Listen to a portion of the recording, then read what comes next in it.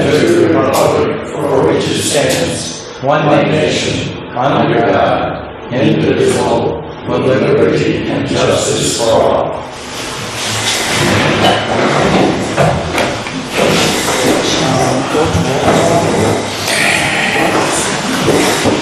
Pam Dewey is absent. Vice President Bobby Regan. Here. Council members John Pilar. Here. Alex Broussel. Here. Rich Young. Fire Chief Gary Bendix. Looks like he's absent again.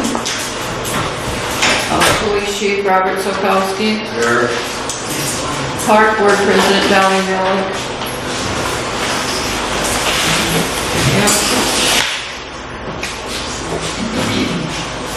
BZA President Matt Bowen, absent. Building Commissioner Steve Thomas. Here. Webmaster Dinah Dumbriz. Present. Ray Dumbriz for BZA and the Port Liaison. Present. County Drainage. Tick up a whole line here. Yes, it does. Our attorney is probably on his way. He and I are here. So if we want to put the council meeting minutes along with the budget. We need a motion to approve the minutes of September the 10th. Has everybody had a chance to read them? So moved. I was on the outside. Okay. Rich and John. John seconded. Okay. All in favor, signify by aye. Aye. Aye. 4 ayes. Okay, next on our agenda, we have Mitchell Etchweiler, the CPA with Baker Tilly, which is our envelope, previous envelope. He's going to present some of the 2020 budget prior to the final vote. So if you have any questions, he'll be willing to answer. You can stand if you want to. So I believe, well, first Mitchell Elshweiler with Baker Tilly in Indianapolis. I believe Jessica Lynch was here last month and went through each fund, just explaining the revenues you anticipate collecting and then the appropriations that you'll spend for 2020. Joan had handed out the ordinance for adoption tonight. And just to quickly run through this as a summary, if you look in the column here in the middle, it will have adopted budget.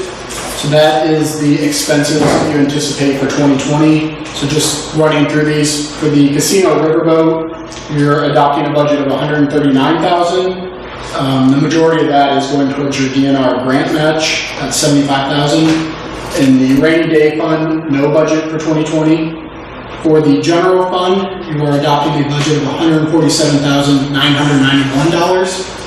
In the local road and street fund, a budget of $10,675. In the motor vehicle highway fund, a budget of $13,350. The majority of that $13,000 is going towards road paving. And then in the park and recreation fund, you are adopting a budget of $13,775. Nothing in your CCI or cumulative capital improvement fund.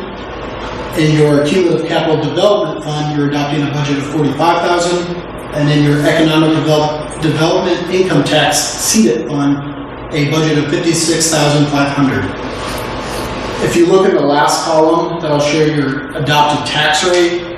One thing to note there is these are inflated tax rates, just in case your net assessed value with the state, anything were to happen, we would have adopted high enough, and that way you could bring it up. But we anticipate, based on this budget and the levy we anticipate getting, your tax rate will actually fall to 18 cents, where last year was about 19 cents. So you will see a slight tax rate decrease in 2020. Does anyone have any additional questions on the budget?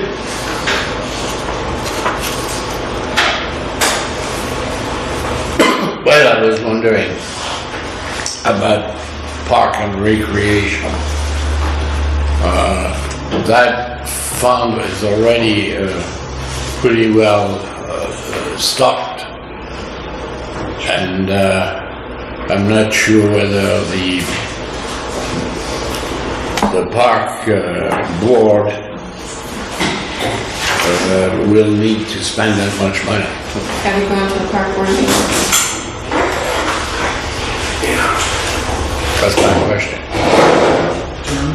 Okay, I'll answer your question. Park and rent, you have a chairperson of $550, so supplies for the department, $150. Operating supplies for the ground maintenance, $1,500. And equipment maintenance, $800.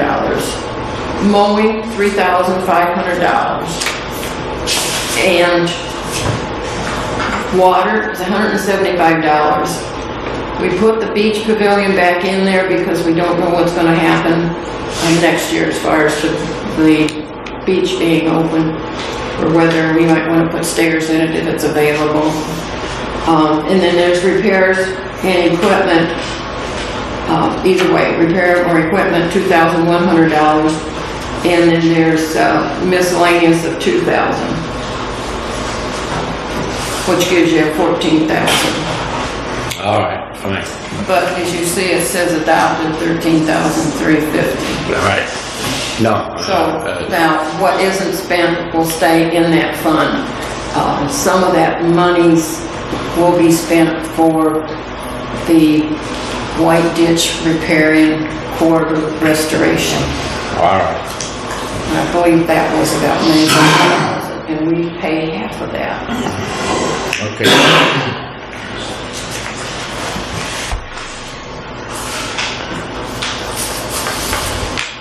Anything additional on the budget?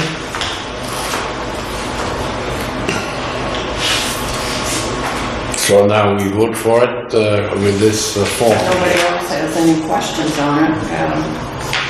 Or comments? Or comments? Do you have any comments from the public about the budget? You want to know something about it while we have it right in front of us? This is not the money that's in the bank, this is the money for the budget, what we can spend this year, based on what we have in the bank plus the tax levy.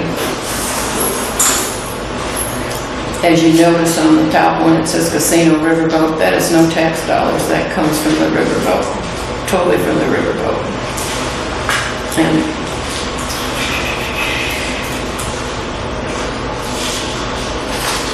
Okay. I have a question. Last page, 9,500 refuse collection, salaries and wages, part-time assistant, $2,000. Is that in addition to what they get now? no, this is the budget for this year. This is what everybody's getting this year. I mean, sorry, for 2020. So that'd be, in total, that would be what they get paid, not in addition to what they're getting this year.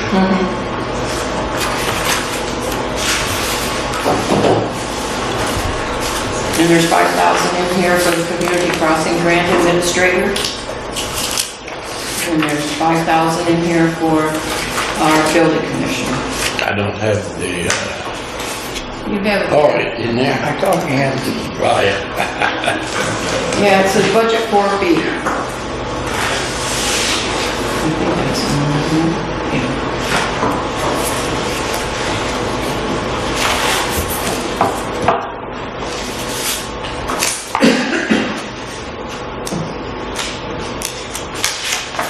I have a question about the first line, casino riverboat.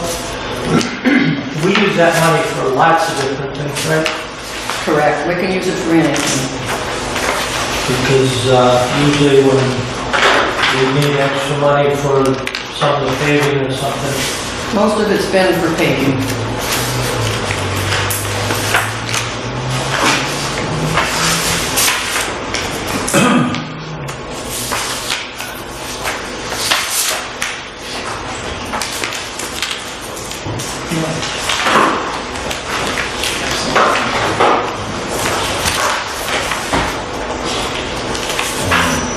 okay, well, Wait, I have one more. Money for removing trees next year. Where we at? tree trimming, if you look at budget form 1, it's right at the third line down on the first Tree page. trimming, okay.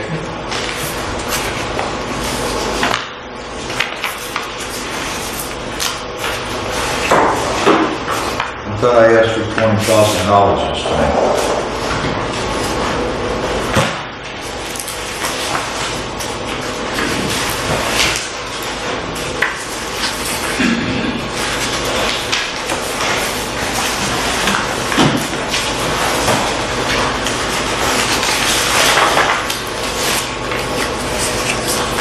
No, I don't have any notes to that effect.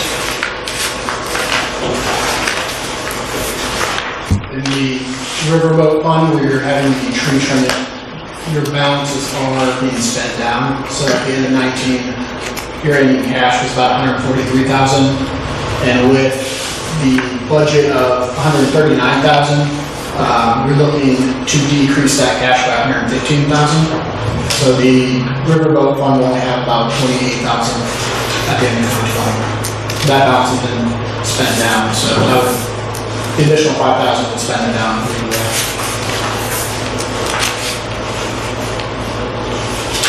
Well, we have tree issues to deal with, that's why I'm bringing this up, okay? You can take the money from any other fund? I believe you. Bob, don't you have that on a several years plan? Not everything done the first year? All the tree trimming? It's the third year we've tried to do this, this isn't the first year. It's not on a set plan, no. Pardon? It's not on a set yearly plan, no. It might be a good idea to get a plan. Because once that riverboat money, we do get riverboat money every year, so. We're lucky it's not enough, so we can use it. At this point, though, you can increase your budget after you've already advertised it. You can only Yeah. increase, you could do an additional appropriation next year if needed. Yeah, fair enough, okay. Of course, it all depends how many trees are dying and whether we get involved in cutting the trees that are already done.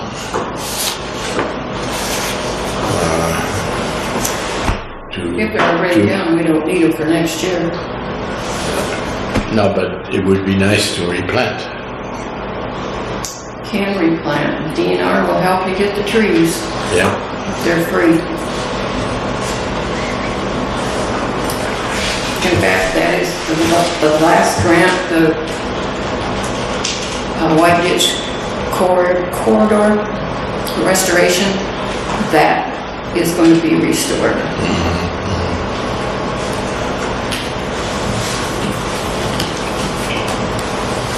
So what do we do next? We have to approve If this? you don't have any more questions, Anybody got any questions? ask them now. Well, Mitchell's here, so he can answer them for you.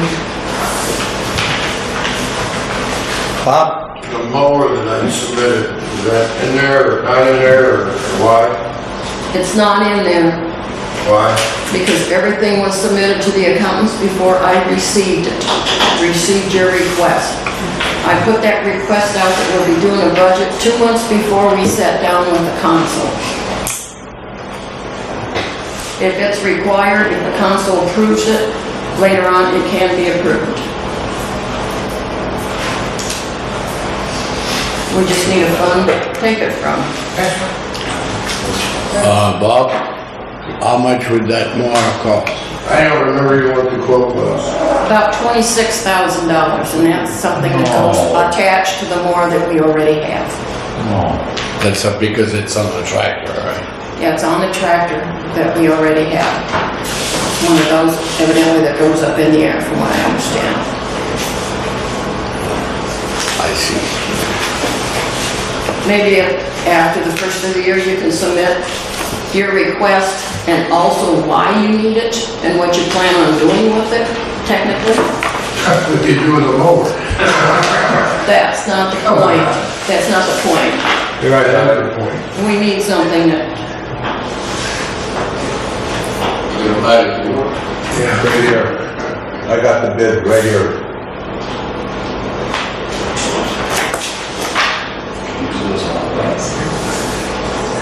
List is $31,299. Bid discount $8,879. Your price $2,242.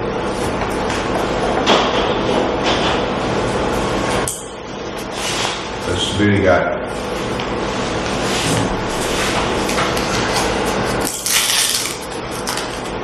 Come the rest of the signature copy. We handed them out a couple months ago. He hasn't been here for 2 meetings. What's the date on that quote? 7/17/19. And of course, it will be probably more next year.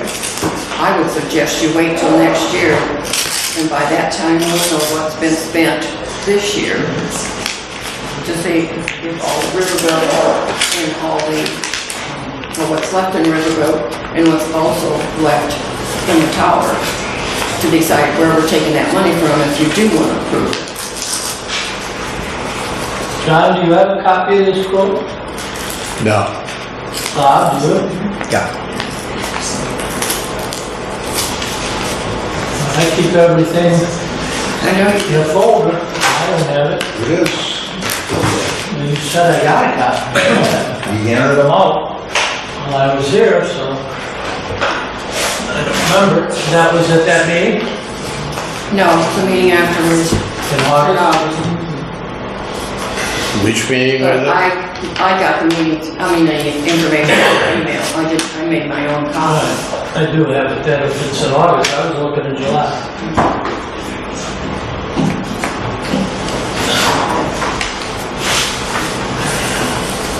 Can we move on?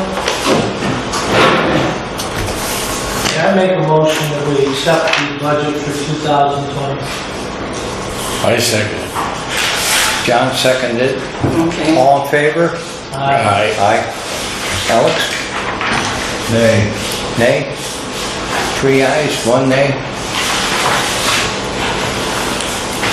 Which means it's not gonna pass, it's faded. Why? Why? We have to have 2/3 majority, just like it did last, on the, Well, three is too good. oh yeah, that's, okay. So we got 3 ayes and 1 abstain. So it passed, right? Right. 3, 1 nay. 3 and 1 nay. How come we still have ground costs in this name? Well, that's a good question. That's an old one, that's one. He likes to be on there. Pardon? He likes to be on there. Who? Graham Carlson. We were just talking about that. Well, let's just cross it out and put Pam Doobie on it. She's not here anyway.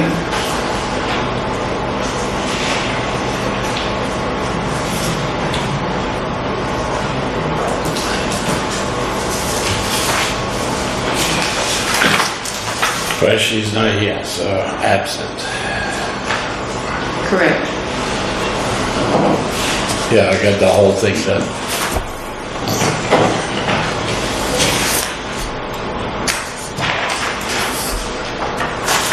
Oh, we have to sign too. Yes, you do. All right. Showing you approved or you abstained, either way, you have to sign it.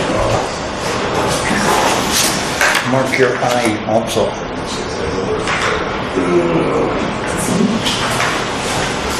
Not good. Yeah, sure. I forgot to mark mine on that one. Yeah, You gotta sign all these? yeah. 2 of them. 2, just 2. Oops. This is good. That's your copy. Okay. They're coming around with their signatures, so just add your signatures to the 2 copies I'm passing. Are you still passing one? Yes, this one. Okay. You need that to sign that one, Alex.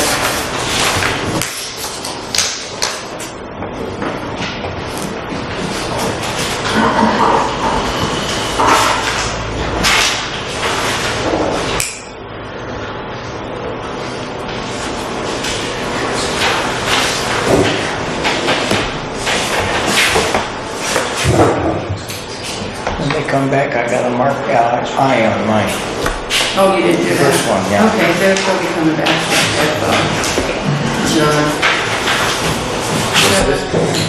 Let me see it in a second. You forgot Yeah. to put your eye. I did now. Thank you. There you are, Joan. Okay.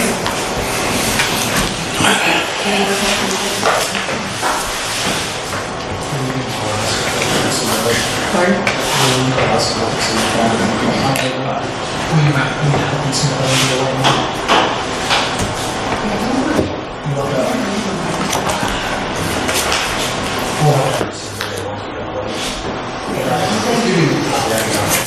Okay.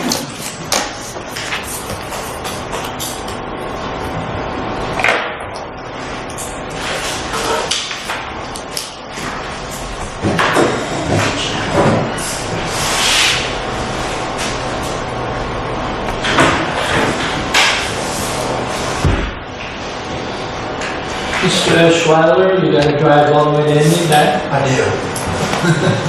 Have a safe trip. Thank you. It's a short job. Takes Just a short job. takes an hour. I don't know what you're driving.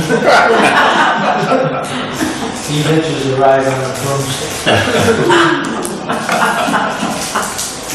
Indeed.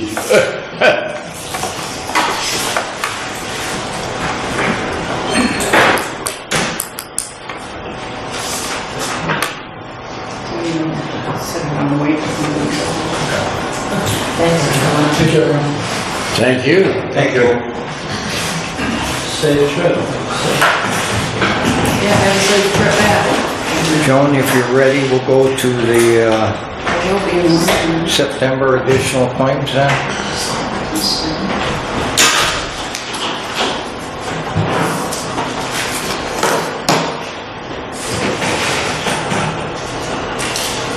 You need to sign for the meeting minutes.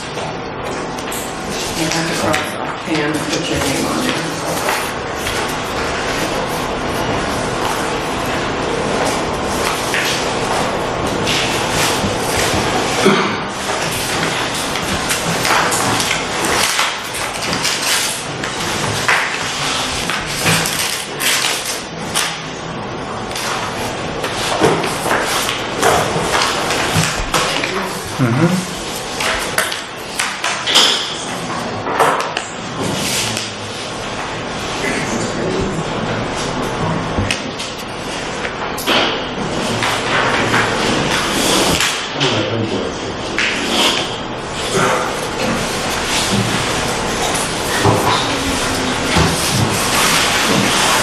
Okay.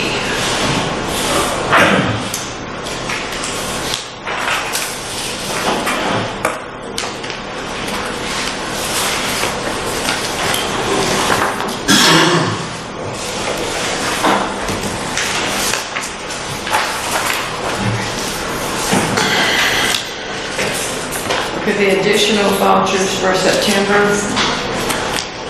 was NIPSCO, electric for the garage, $56.96. Heat for the garage, I should say gas, $56.71.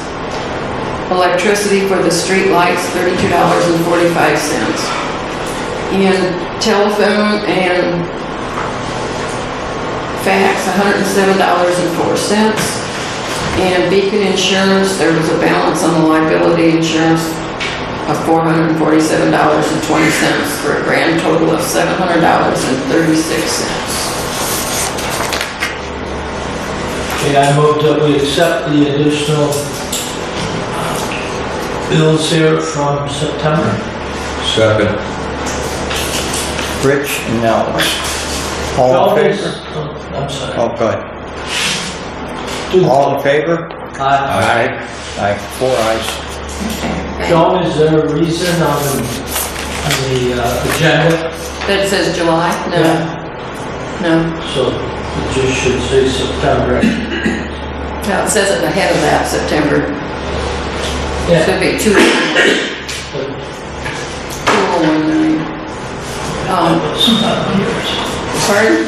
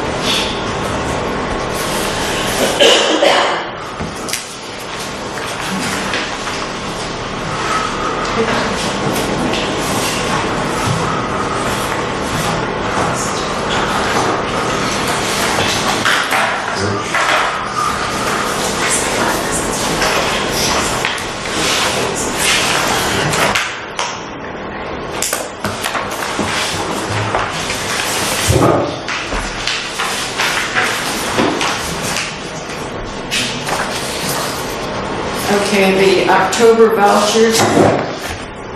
Michiana Shores Volunteer Fire Department, Hang on, where are they?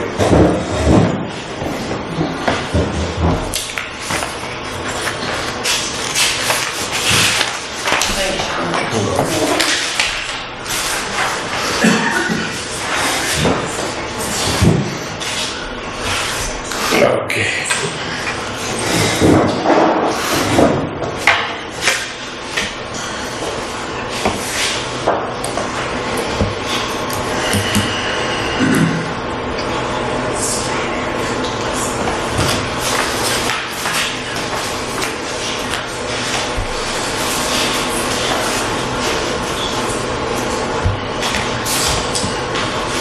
Okay, back to October.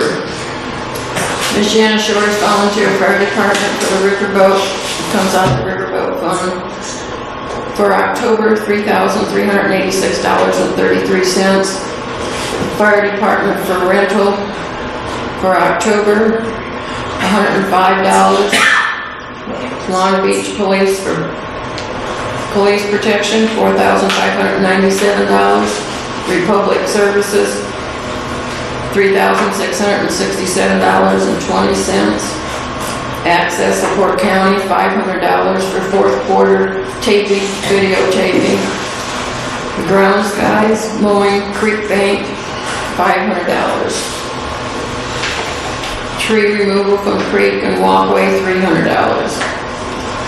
Mowing parks, August through October, which was 8 times at $100, would be $800. Upbeat Furnishings, finding out the muck mitts that Richard has been asking for 3 months, $211.21. Department of Waterworks, water for Kincaid Park, $9.49. Water for the garage, $9.49. Brenda Heckman, travel to and from the bank and post office, $20.88. Office Depot for printing flyers for the first public meeting for the riparian corridor restoration and the stamps, $327.40. Office Depot, general office supplies, which was toner, copy paper, file folders, $152.06. Office Depot for White Ditch Riparian Corridor Restoration Plan. We had labels and also envelopes, $45.24. Comcast for $29 for telephone and for fax, $56. Comcast is just for internet, $56.90. For a grand total of $14,688.20.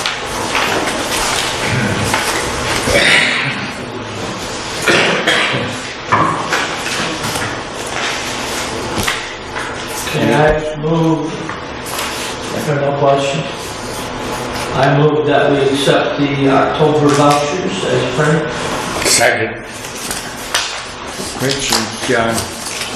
All in favor? Aye. Alex, 4 ayes? Yep. Oh, I handed that to you, John, you gotta hand that back.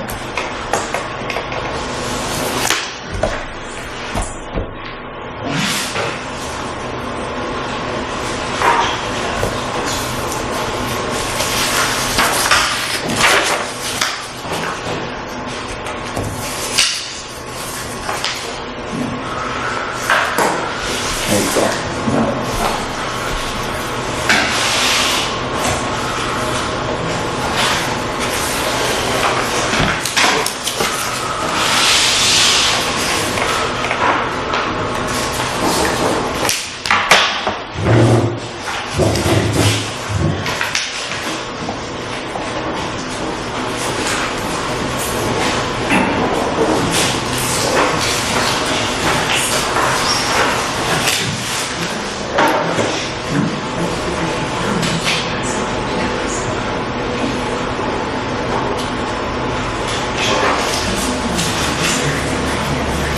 Next thing on the agenda is job descriptions, tax committee. Oh, you got something else? Yes. There's another one? There's another one, and it's your payroll. And I assume you all want to see every little line item, so do you want me to read each line item? Yes. Are we getting a raise? Heavens no. Council didn't vote for it. Oh, payroll fund. They think that we're slaves in this. We work for very little. Yes, we all know Payroll, the grant administration for FICA, $77.50. The net entry, which is net wages, $10,369.19. Plan Commission Secretary, $187.50. Grant personnel, that is for Bob doing the CCG grant, at $1,250. The employer liability for Medicare with the grant administration is $18.13. The employer FICA is $77.50. The non-reverting building fund for a building commissioner, $1,250. Employer liability for Medicare, $18.13. MVH for salary, other, $900. Part, 980. pardon? 980, I'm sorry. That's for the additional labor of $20. Did you get that, John? Mm-hmm. Thank you. Park and rent for the president, $137.50. MVH department head, $137.50. Clerk treasurer for refuse, $157.50. Salary for the clerk treasurer, $2,993.75. BZA president, $137.50. Plan commission chair, $137.50. Part-time office help is Brenda, $1,500. Refuse part-time, $500. Employer liability Medicare is $137.64. Employer liability for FICA, $588.64. And the general counsel salaries, $2,625 for a grand total of $23,280.48. That is not all wages. As you notice, there's entry at the top. That's what came out of the bank account, was $10,369 for your net wages. Joan, the MVH department head is the road commissioner, right? That's Bob. But it's the road commissioner. Yeah, it's the road commissioner, which is Bob, yeah. Okay, I move to approve those, this accounts payable register. Second. All in favor? Aye. 4-0. Okay, let's get this signed, and then I have one for you to sign where we transferred funds last month and we didn't sign it. We didn't have you sign it.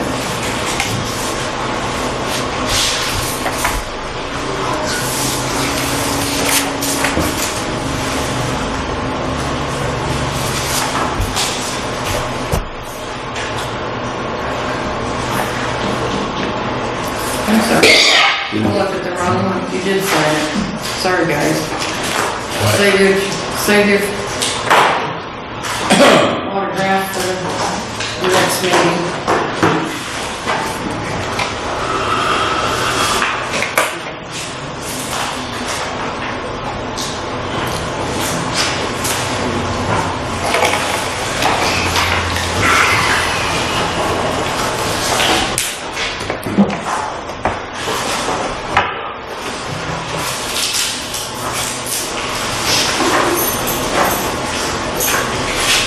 Now we're back on the Now we're back on the job descriptions, task committee. committee, and I set a couple dates, October 16th and October 23rd at 1:30 in the afternoon. And people know who you are that's on the committee. Dinah's on it. Are you available? Yes, on the 23rd would be better. 23rd? Okay. Alex, I believe you're on. Yeah. Yeah, what? Yes, I'm on it, and 23rd is fine. Okay, thank you very much. Raise Ray, 23rd. 23rd. Okay. Who else was on? You, Who do you have? Matt Bowen. Matt Bowen. Now, this is open to the public. Yes, all meetings are open to the public. Except some executive meetings. Right. So we'll do the 23rd at 1:30. Make sure that the calendar's free. All set. I'm on. Police report? Chief, Oh, me? police report? I brought August report also, that wasn't there. Okay.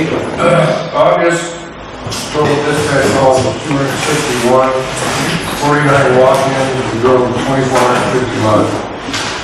Total hours worked was 885, 36 hours of overtime, 14 hours of that was training, and 22 hours for case investigation.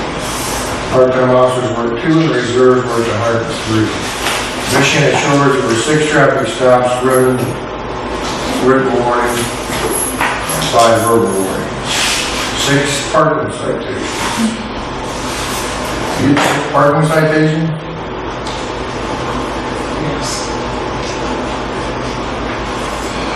How many parking citations did you get for August?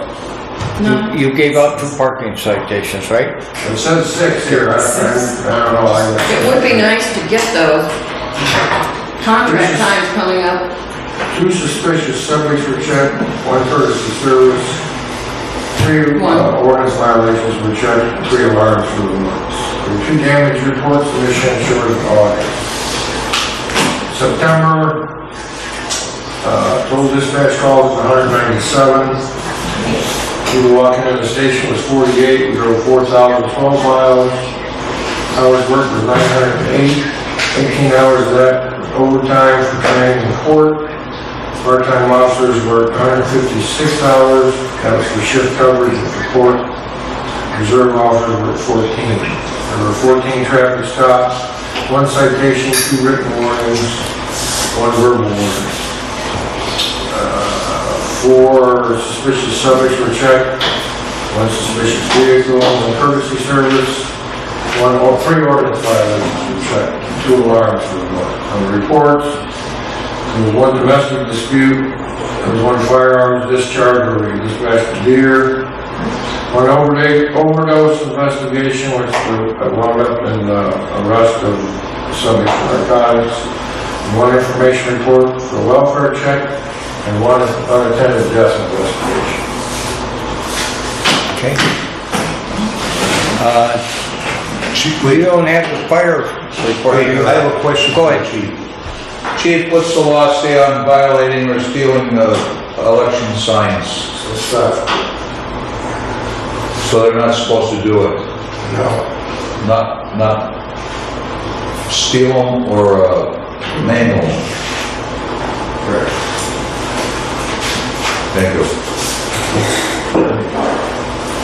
Any other questions? I've got the fire report too. Okay. 424.3 hours were spent during the month by your firefighters and either calls for attention, training at home or away. Meetings for the month on the 11th, on the 4th we had a general meeting, 11th we had a business meeting, on the 18th a general meeting, and the 25th a general meeting. Calls for attention, there was 12 on the 2nd, Michiana Drive for a fire alarm. On the 3rd, Powhatan for a medical call. The 8th, on Hillside for a medical call. 12th, Twilight for a medical call. The 16th, Birchmont for a medical call. The 17th, Lakeshore Drive for a medical call. The 18th, on Oakland for a medical call. 19th, Sunset for a fire alarm. The 20th, on Birchmont for a medical call. 27th,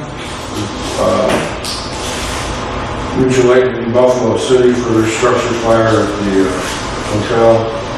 28th Michiana Drive for the medical call, and also on the 28th Windsor Drive for Michigan for a fire down. So at Michiana Shores, there was 1 fire, 2 first responders. Michiana, Michigan, there was 2 fires, 5 first responders. Mutual Aid fires 1 and first responders 1.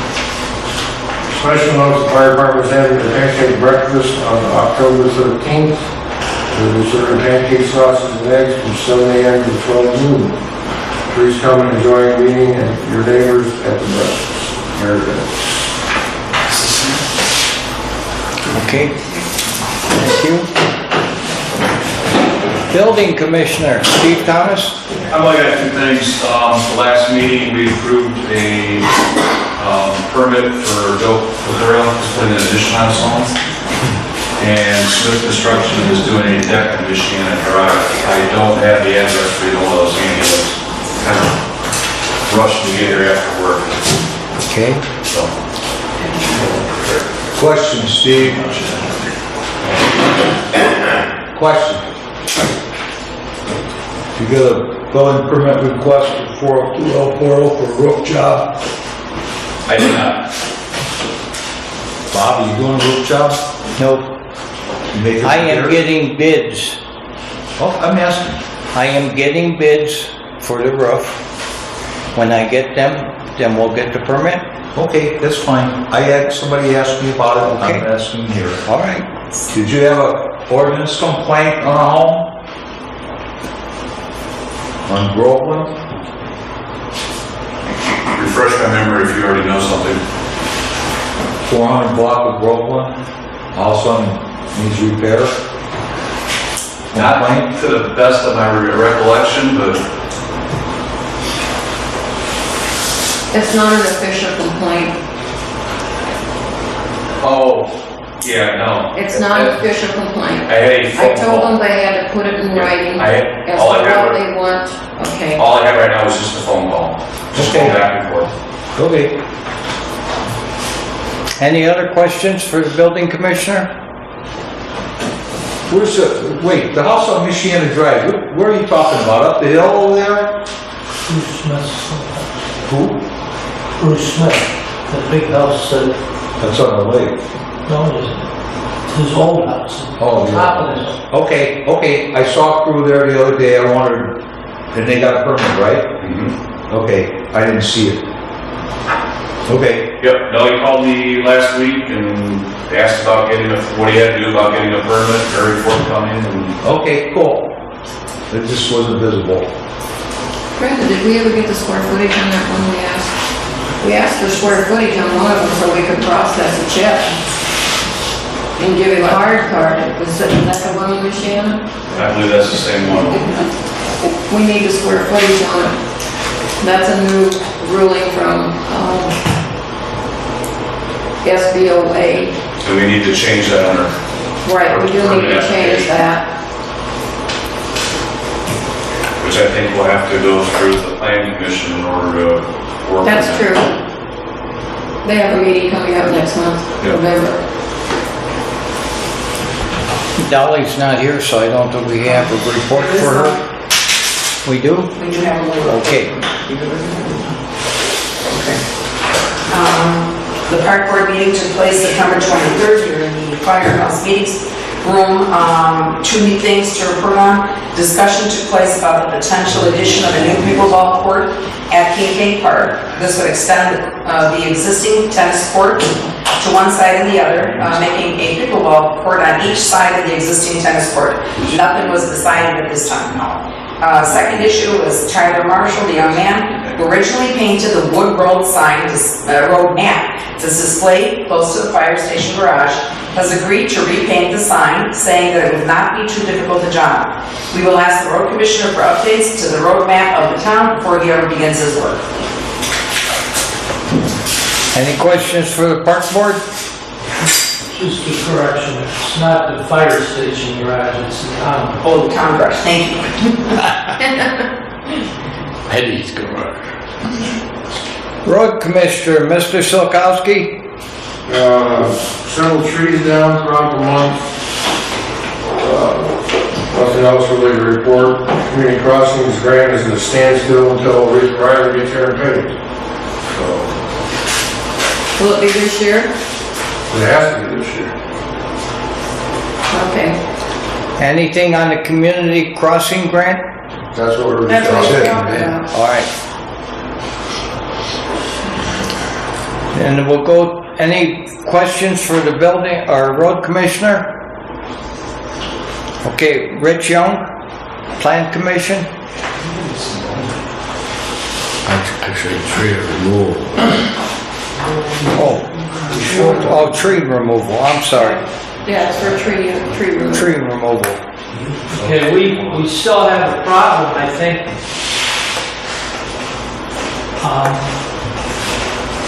I forget, was it last month I reported about the trees? Yes. That mix that are on people's property or too deep off the road. Bob, those two that are off of Arbutus or something like that? That's the only one that I went back and rechecked them all, was Nick flagged them. That was the only one that was questionable because it was so far back, but it's dead. The other ones that he's talking about, you know, I guess he's talking about, the town owns the property that they're sitting on. So, I don't know why they're not cut. No. I didn't know the town owned them, so I doubt Nick did. You would think that he would check into this before he submitted the bid. At least I would have thought he would. Yeah, the town actually owns quite a few parcels, Yeah. which are Where included. is this one that we own? But a fire hydrant, that shadow, and, fire. Is that the one of them that they were talking about? I don't think that was the one that they were talking about. That's one, and then the other one is right across the street, where that guy wants to build the house. Yeah. And all them trees are marked there, but we only marked one. The one we marked is definitely on the town right away. All right, well, I did notice in the last couple of days, there was a big cleanup along Brookside there between El Portal and Bouquet. But when I went by today, there was still piles, but I think they're gonna be chipped up. Yeah, Mick is doing that. He's also taking some of the debris that was left from the last, and he's pulled that out to the road, and that's all we picked up. Correct me if I'm wrong, but wasn't all this supposed to be done by October 1st? I did suggest that we give them a timeline. Right, but he can get it extended.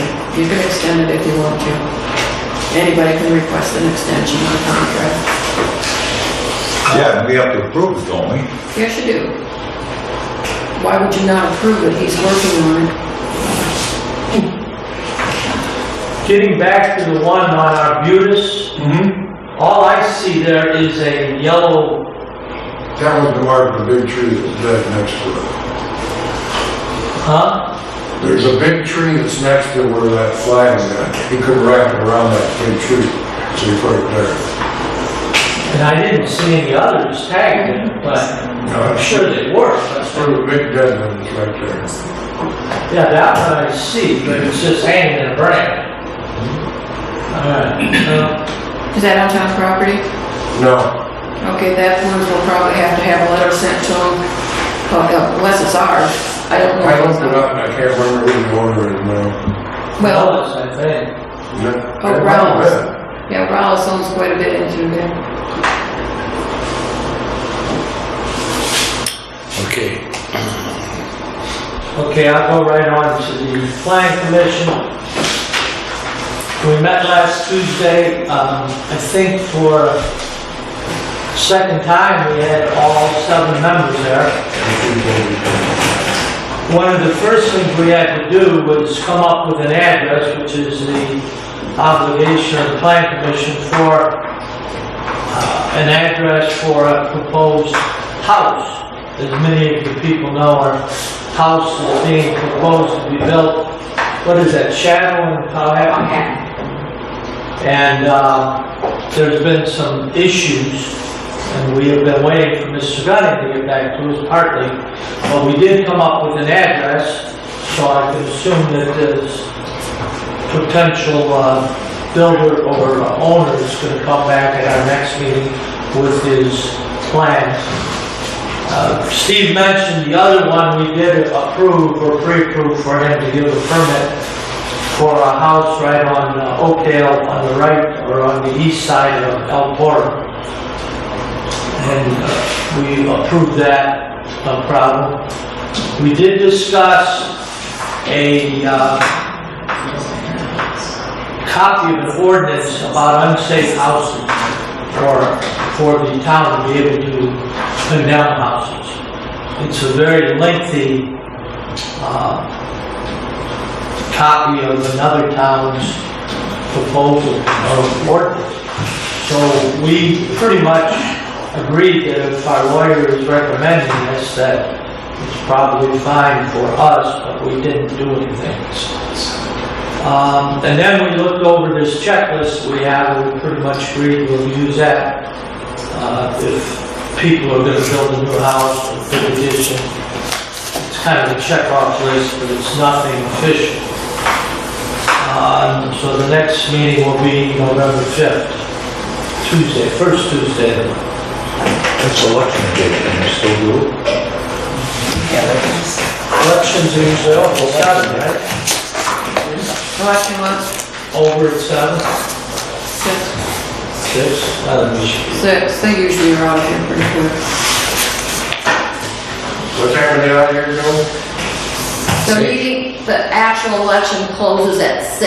Yeah. If they have someone standing in the, what they call chute, they'll stay open until they get through, but we've never had that problem that I know of in this area. But they do it pretty quick. Everything's on computers. They usually get their paperwork done ahead of time. Go through it pretty fast. Do you know who is gonna be behind the desk here? Have no idea. Because Dolly Millick asked me, but we're gonna go to the port on Saturday and we'll go to the That courthouse. makes no difference who's there. Somebody will be there, I'm sure. Well, Dolly Millick has always done it.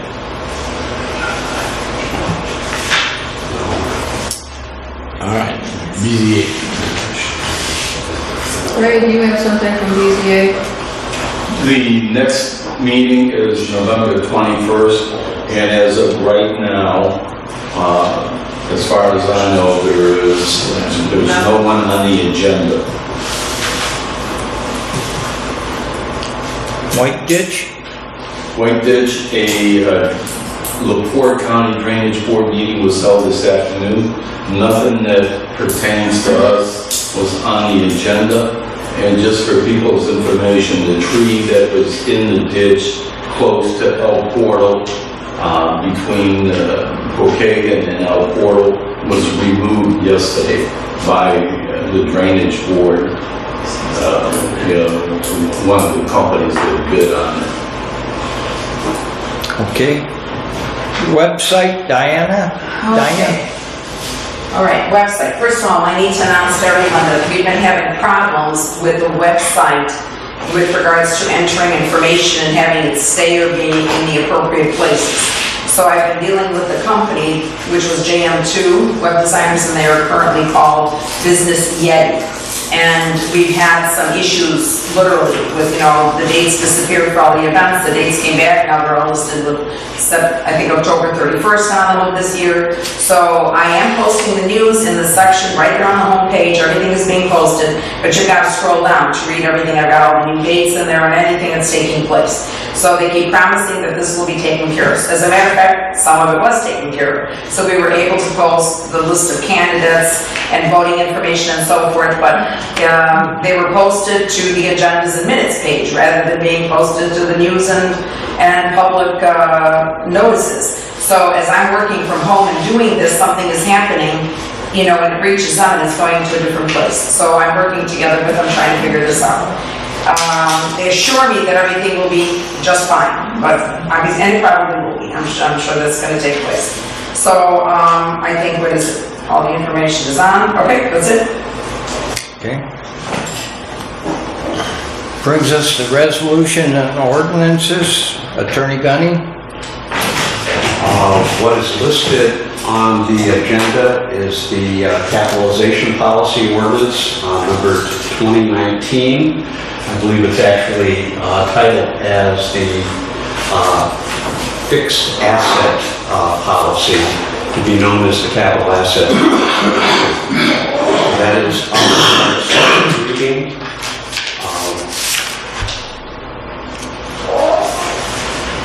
So if a motion follows, it can be read by title only, since it was reviewed at the last meeting, and I would ask the council to adopt that on second reading tonight.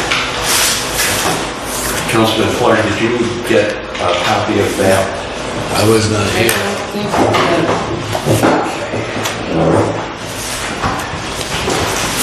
Thank you.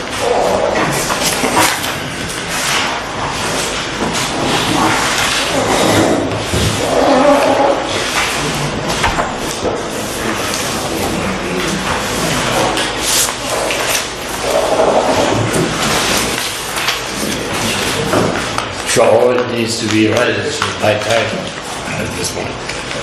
It can be. We were absent at the last meeting, but is brought about by the implementation of continuing upgrades to the State Board of Accounts requirements being imposed on cities, towns, and counties, specifically with regard to maintaining a complete inventory of capital assets. We're required to establish a threshold amount, and if memory serves me correct, we were not able to locate any prior records or ordinances or resolutions that would indicate what that may have been as previously established. You will recall, as we acquired land through either donations or through the tax sale acquisition that we had, that we were careful to pass a resolution to put that onto the asset inventory that we have. So we've been engaged in the proper practices, but somewhere in our past, our record keeping is fallen short. So this brings us up to date.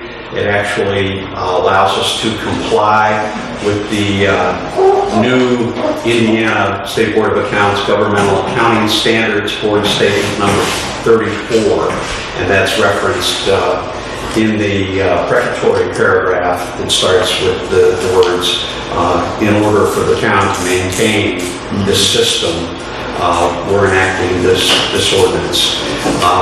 It's in two parts, actually. One part is codified, and that is the administration provisions, and the last section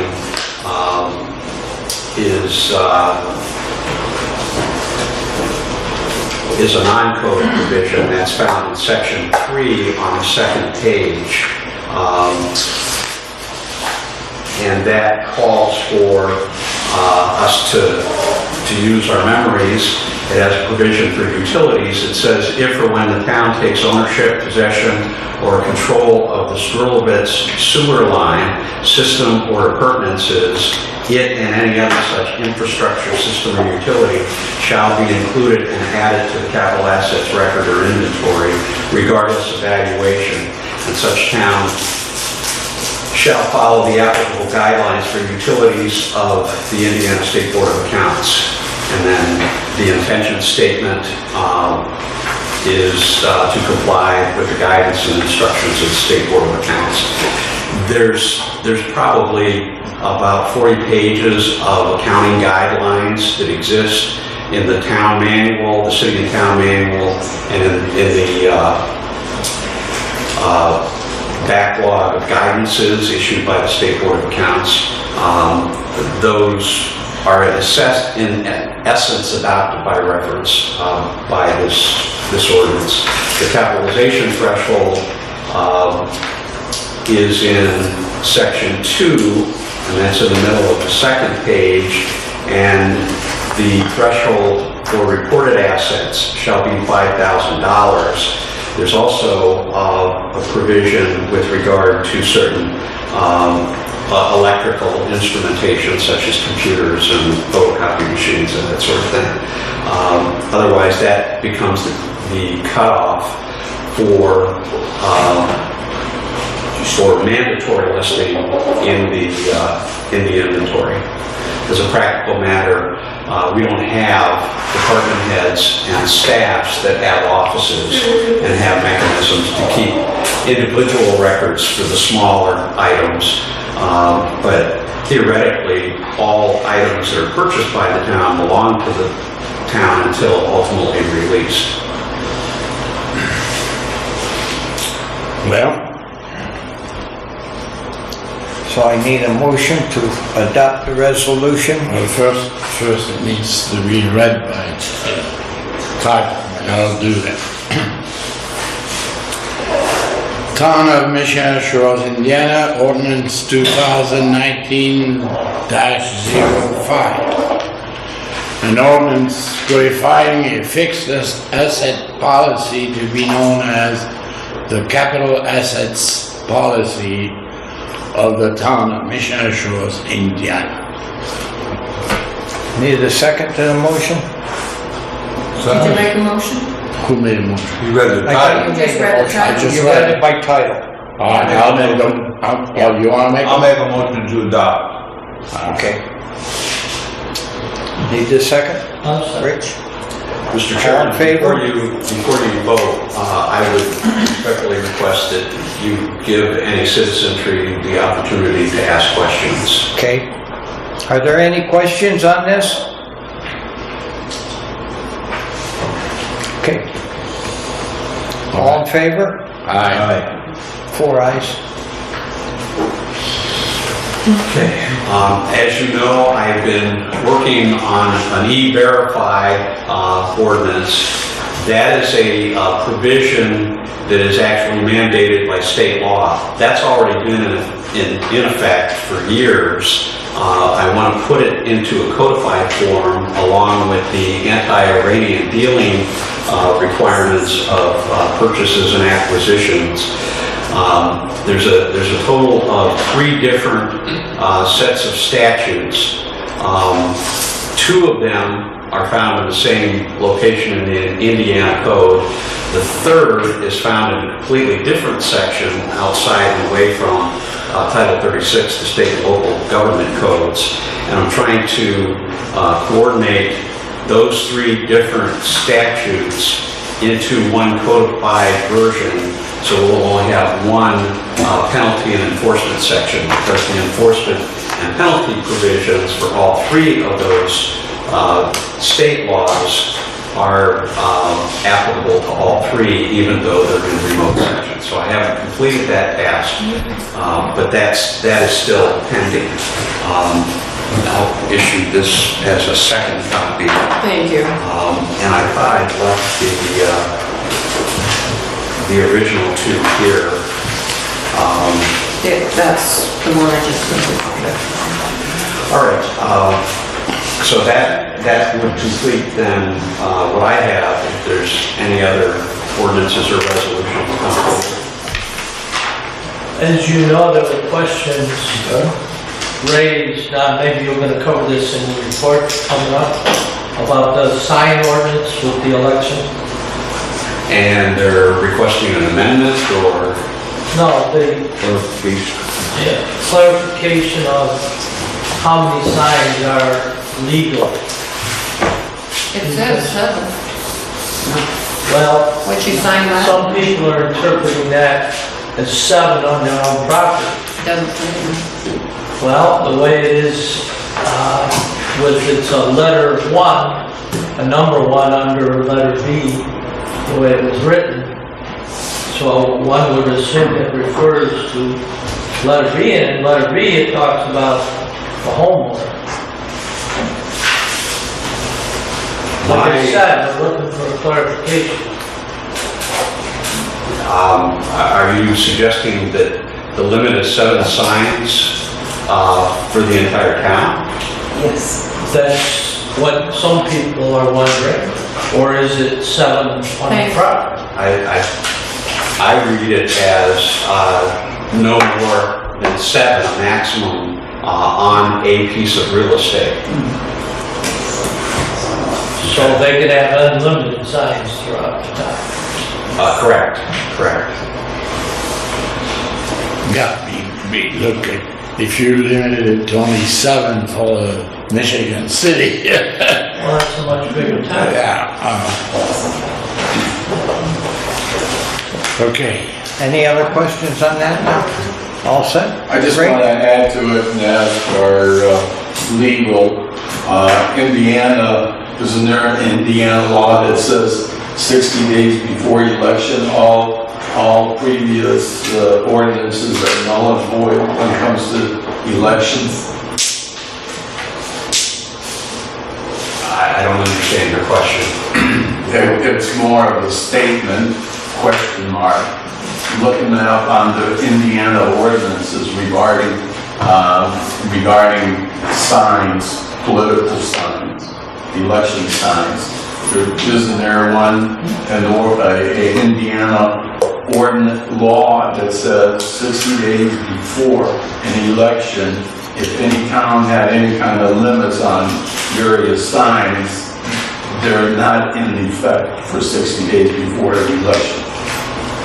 I believe that is correct, and that was why we hastily adopted an amendment to the comprehensive sign ordinance, so that we would not run into any trouble with that. Mr. Scotty, one more thing. Technically, the signs cannot be on public property. Oh, that's not technically, that's a fact. That's, I didn't mean to say that. and in that instance, then the chief of police or the road commissioner or the building commissioner, I believe, can remove those signs that are in violation. But they're the only 3 that are named in the sign ordinance. In our case, that comes down to being 2 individuals. Otherwise, the sign ordinance has the request before citation provision in it. And also, they're not even supposed to be in the right of way, are they? That's correct. I mean, most of the signs in our town are in the right of way. Well, they can be pulled by the street commissioner, police chief, or the building commissioner. What? I don't know if anybody's objecting to it, but Well, they don't have to object to an outright law violation. And our just make ordinance is sure law. you repeat, individual people cannot pull these signs. Correct, that's theft. Yeah. That's theft, and that's a criminal act, and you can be prosecuted and either pay a big fine or go to jail or both. So you're saying that you can only have signs on private property, you can't put them anywhere else? You can't put them in the road right of way. You cannot put them in such a fashion to obstruct the view or of drivers. So corner lots become problematic.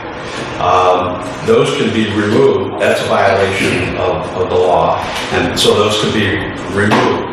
Other violations, let's say a person has 8 political signs in their yard. You read the ordinance, there's a reference in there to under no circumstances, under the political campaign yard signs, which is a triggering event, the election is a triggering event under the ordinance, they can have no more than a maximum of 7 of those signs. Well, so let's say they have a yard sale sign or some other sign, that would be a triggering event to the yard side, the yard sale, and so that would be a legal 8th sign. But if it's in the street right of way, then they can't put it there. So those need to be removed if they're in the right of way? Oh, absolutely. And the 2 individuals or 3 office officials that I mentioned have that power to do that. Chief? I'm gonna make a verbal warning. 3 of the people that have signs up are in this room right now. Give us a They day, have Roy. your signs from the town right away. The other guy is Mike. Lansing. Unfortunately, I don't know him, but he lives, I will have an officer stop and advise him that he has to move his signs back off the town right away. Warning. That's just funny. Ray? Mr. Gooding, I'm going back to the Indiana law that says all other 60 days before, all local ordinances are not in effect. This ordinance has been in effect for forever. Yeah, but I know Indiana law now states. Well, we're not gonna dick up on signs, guys. I don't even care where the signs are, for that matter. Huh? Attorney Gunning is trying to talk. What? Attorney Gunning is trying to talk to answer the question. Oh, I'm sorry. I'm not sure I'm following what your clarification is, so we can talk after the meeting, I guess. Yeah, but I don't know, if we talk after the meeting, what happens regarding the discussions that are taking place right now. Well, then, to clarify your point, are you saying that the limitation of 7 signs violates Indiana state law? If I remember reading the Indiana law, and it says 60 days before an election, it's 6 days after, various local prohibitions are null and void. And if I remember, or you're saying, Indiana law That's it, the 10th of is September. passed in Indiana, besides the Supreme Court. Ray, you're referring to this? Yeah.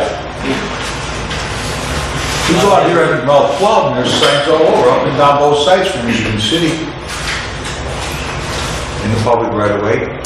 Well, I don't know what they're... I'm just commenting, they got signs all Right, well, they have a different sign ordinance, so that I don't know.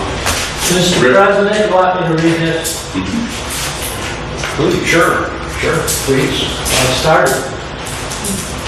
Regulation of signs, bill title, provides that an ordinance or a regulation of a political subdivision relating to the number or size of signs is unenforceable beginning 60 days before an election and ending at the beginning of the 6th day after the election. Provides that for purposes of the statute, a sign refers to a sign, the surface area of which is not greater than 32 square feet. Provides that the measurement of the surface area of the sign that has 2 faces determine that measurement the surface area of one of the faces, of only one of the faces. Well, Ray didn't say anything about the parkway, if that's what you... But it's Is there a Indiana code number on that or anything?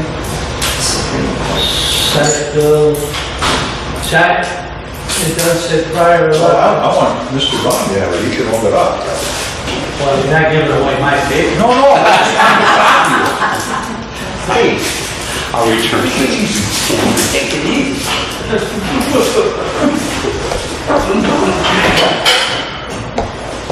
Smile. There's more info here. Okay, it does say number, so that would, if your point is 7 is not a valid limitation, it appears that you would be right.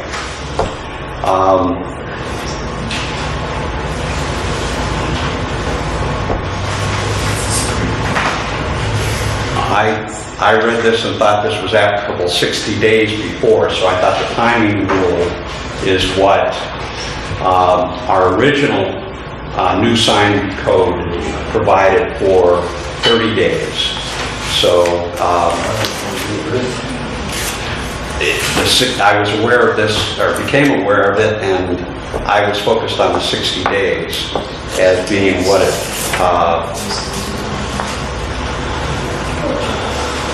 the limitation was. On its face,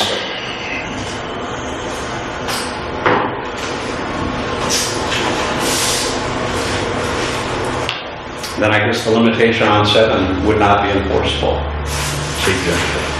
I'm going to write down the... You want me to make you a copy? Well, this refers to the bill number, so it's Ms. Gunning, there's, I think, more wordage here that clarifies it too, so I'll just have to make a copy.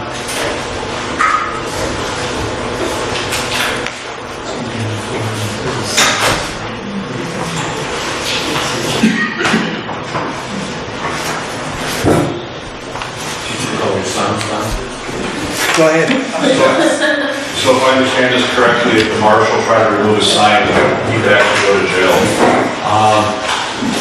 no, because the provision of signs in the right-of-way is an illegality that is not addressed by this particular statute. This is actually listed as a Senate bill, but it is listed as enrolled, so this is set forth in the statutory code. So you or the chief could remove signs in the right-of-way or on corner lots that might obstruct traffic, vehicular traffic, and the driver's view. You can remove those and you can enforce those. But what this is saying, what I'm reading here, is it does limit enforcement as to number or size. So what I talked about all night is our ordinance says you're limited to 7 signs on any one piece of property related to the election. So this pertains to the election itself, so it would not pertain to commercial signs or, business signs or anything along those particular lines. So it regulates or deregulates size and number, so that number 7, I guess, would not be a valid limitation. All right.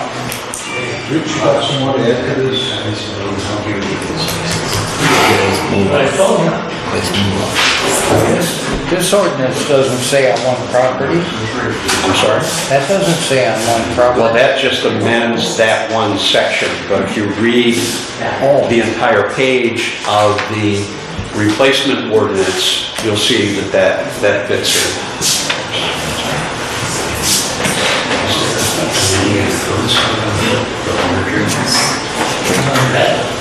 It's just, it's explained where there's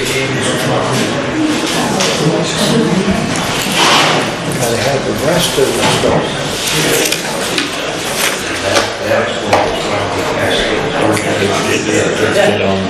Okay.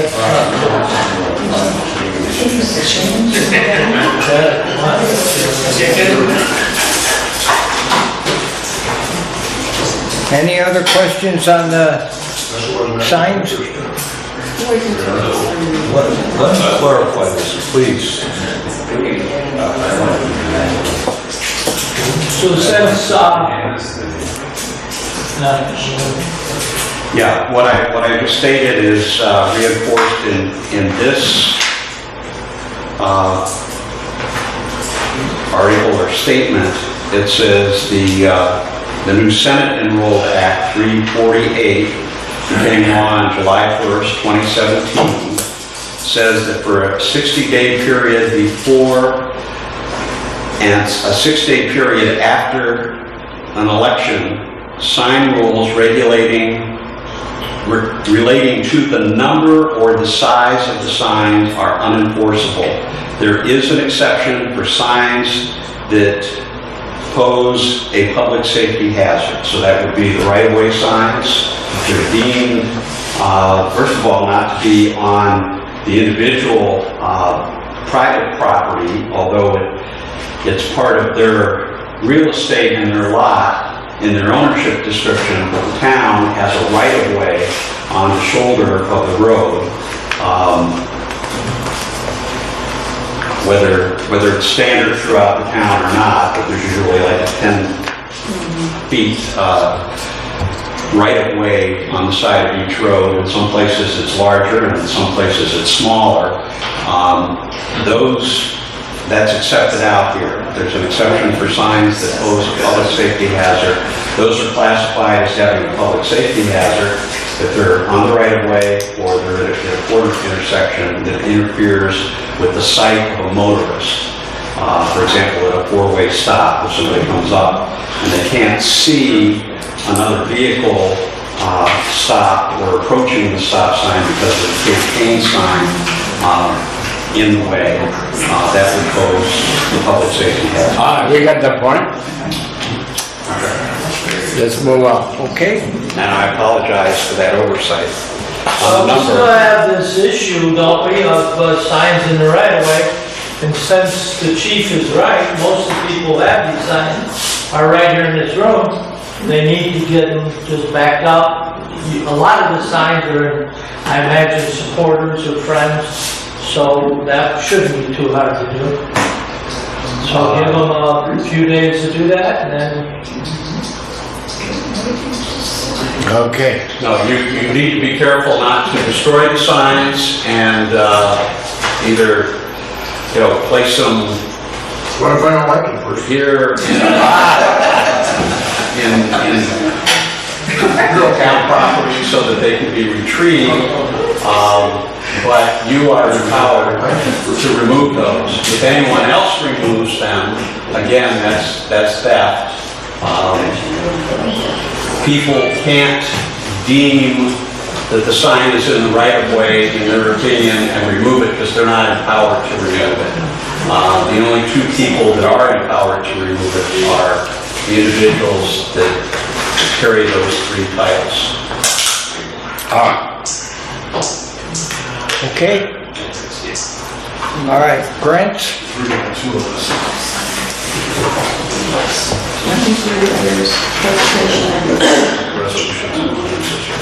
Okay.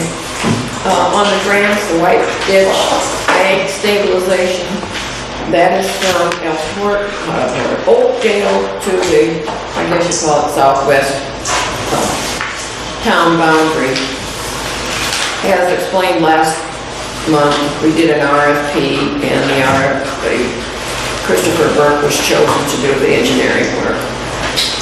On the DNR White Ditch Repair and Corridor Restoration, the final public meeting is scheduled for this Friday, October 11th at 3:30 p.m. Notices were sent out about 10 days ago, so you should have your notices. And it will be at 3:30 in the afternoon. Okay. Any questions on the grants? Here, what? You asked I it want to right here. clarify that the meeting is. It will be here. All of our meetings are here. Mr. Gunning, you have a report? Yes, I have a few matters. Although there's nothing on the agenda currently for the Board of Zoning Appeals meeting, Ray, there are some administrative matters that I would like the BZA to tend to. Okay. So if you've got a meeting scheduled on the calendar. November 21st. Okay. I would appreciate it if either we can talk or I and the chairman can talk so that we can get that squared away. Do you serve as the BZA secretary, or is there a... No. Jeannie is, and Matt is the president.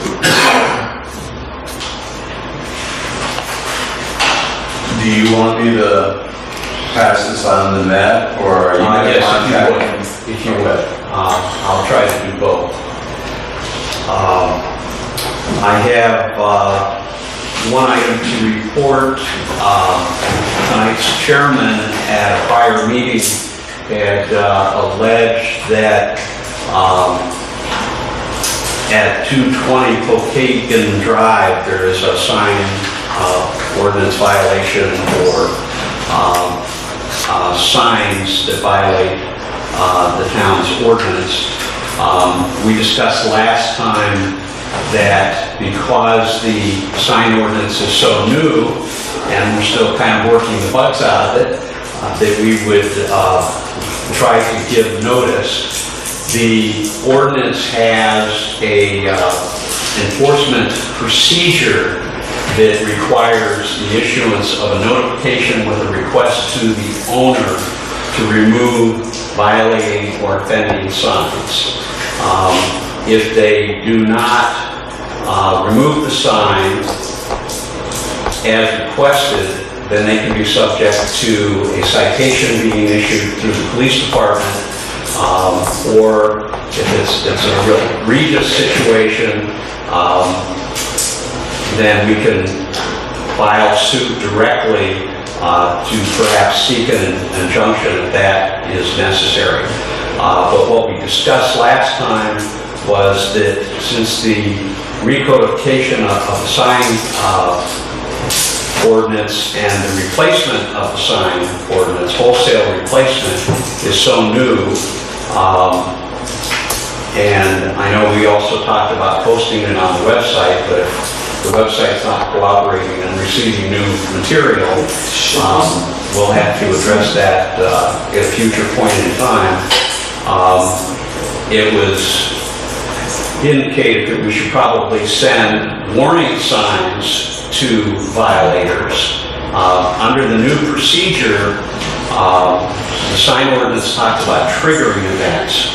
So if somebody puts up a sign and says, I'm having a new roof installed by XYZ builder or XYZ roofers, then the construction becomes the triggering event for that sign, and it's allowed to be posted. So if there's a construction sign of that nature that's posted on the property and it's never been removed and it's been there, then that can be treated as an abandoned sign. If it's in the right of way, again, the street commissioner, the chief of police, or their designee, or the building commissioner can remove it at will. So in the case that you've alleged as being a violation, I drafted a letter. I'll read it. It's to the owner or the resident at that location on Pokagon. It says the town has amended the town zoning ordinance to revise and entirely replace the sign ordinance of the town. Enforcement of the prior sign ordinance was slowed during the time that the new code was being drafted, refined, reviewed, and approved by the Planning Commission and finally adopted by the Town Council. As a result, several signs that should have been acted upon by ordinance violations were not pursued, and other signs, some abandoned or seemingly forgotten, are now in violation of the new sign code. It has been reported that you have such a sign or signs on your property. This letter is to inform you that the town is about to begin to aggressively enforce its new sign ordinance. Enforcement will begin with a 10-day notice requiring that you remove the offending sign within 10 days. Continuing violation thereafter will be subject to a $50 per day fine. Since the new sign code is codified into the town's code of ordinances, the town code provision that each and every day that a violation exists is a new and separate violation applies, and you shall be subject to a $50 per day penalty. You may also be subject to a fine dating back 2 years from the date of the issuance of a citation or other legal action. This letter says the sign or alleged, or the sign or signs on your property is described as, and it has a 2-line fill in the blank. Since I have not seen the alleged violation, I'm going to pass this on to our building commissioner and have him look at it and issue the letter. This letter says, if you believe the sign is not in violation, please contact me as soon as possible to discuss this probable violation. If I do not hear from you within 20 days of the date of this letter, it will be necessary for me to turn this matter over to the police for issuance of a citation. And I have this already set up for Steve Thomas's signature, and I envision this can be photocopied onto town stationery. But I will add that sentence that says that we can go back 2 years from the date of issuance if in fact the allegations are that the sign has been abandoned or left, or it's no longer a valid sign, or hasn't been a valid sign as far back as 2 years. If we have someone who's particularly recalcitrant in cooperating and following the ordinance, and it's decided to go forward, we can actually file a lawsuit seeking an injunction. The injunction action would then also enable the town to pursue legal fees. So in addition to having a $50 fine per day dating back for as long a period as 2 years, and attorney's fees, that could turn out to be a substantial piece of litigation if it were to become that. So I'll give this over to the building commissioner before we leave tonight and ask him to take a look at it. We may find that it's not a violation, or it's arguable, and in that case, I'll have you put allegedly added to the letter, and you can stand right that in the blank spaces. Okay. Mr. Dunning, did I hear you say in your lead up to reading the letter that signs like advertising a new roof or something like that while they're working on it? It almost sounded like you thought that was okay. I think under the new ordinance that would be okay. But we need to clarify that because right on our permits it says no signs permitted. So if you're saying that they can have signs up while they're working on their house, say a roofer, then we're gonna have to take that off the... I thought we discussed that. What? Did we discuss it? Did we, Steve, about the signs and law and all? You said, you brought it up about changing the permit. We didn't ask it. We're recommending. I know we've come so back and forth so many times with this. Nothing's changed. I'll have to check that, and I'll look at the building ordinance and the zoning ordinance and the permit itself and compare that to the sign ordinance. Okay. Let's move on.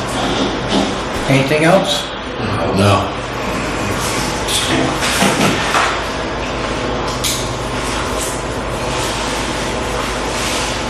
No, I have nothing further. Yeah, totally. I have a question. Okay. What's the status of 402 El Portal case? That remains the same. We have existing discovery requests in the litigation. We've issued requests for production of documents and have not had any return. The opposing attorney, who's new to the case or relatively new, has not checked back in since a prior hospitalization, although I know he has returned to work. I can initiate an inquiry to him, and in fact I will initiate an inquiry. Won't be tomorrow. I'm engaged in a day-long seminar. So probably by the end of the week, and I will do so in not only inquiring or reviving an active status with the case, but I'll tell him that I do not regard the answers to interrogatories that we received, most of the answers to interrogatories that we received, as being responsive to questions, because they were answered with a lot of I don't know, I don't remember type answers, which is not suitable in the course of litigation. Okay, thank you. Anything else? Communications? Yep, we got something from NIPSCO. They're taking information about replacing the lights, our street lights, and we have 2 of them. And they're talking about replacing them with LED light correlation color temperature lights. And they have 4,000 kilowatts and the other was 3,000 kilowatts. They could have either one, and then they would like to get this back to them. Do we have to pay anything? No, it's part of their charge, monthly charge. They're just replacing the LED with that, they're replacing Chief? with LEDs. Speaking to the NIPSCO poll people, it has been years sometimes before the phone company and the cable company will put their stuff from the old pole onto the new pole. I'm just thinking maybe a letter from the council that suggests that they get off their butt and move their stuff to the new pole, so they... Actually, they should put them underground. No, we're talking about the lights. No, the No, that's wire. Cable. That's a different. The telephone and the cable company need to have letters sent to them requesting that they step up their process of getting the stuff off the old poles onto the new ones, so we ain't sitting here with these 2 pole walls. Any comment on these lights? Any preference, that's either fine. one? That's fine. I think the easy way to go. Public The comment. higher number one's gonna be more of a bluish light, the 4,000. Yeah. And the 3,000 is gonna be a little more of a softer, they'll still be the same brightness. I like blue. My favorite color. Is the blue the less obtrusive one? No, I think the blue one gives you more of a headache personally. Yeah, so the blue ones are really harsh.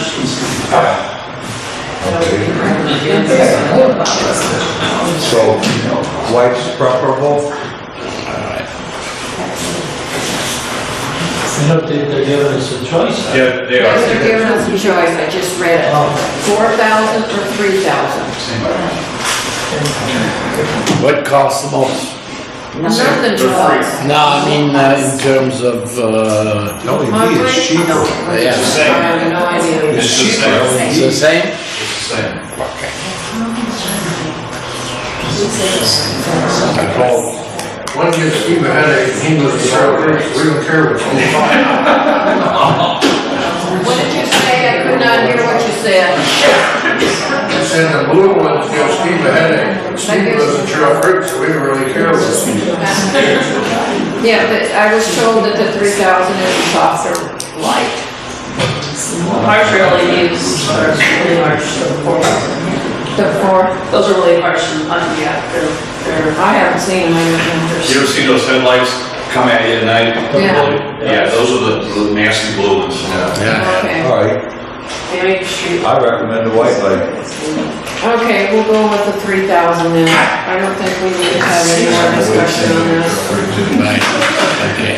And the white as opposed to blue. It's not called white, they're calling it 3,000 Okay. K. And I was told it's a softer light. I don't know if some of the bulbs are tinted ink, that's what it says. Steve disposed with the. I gotta go to public comment. Yeah. Okay, public comments?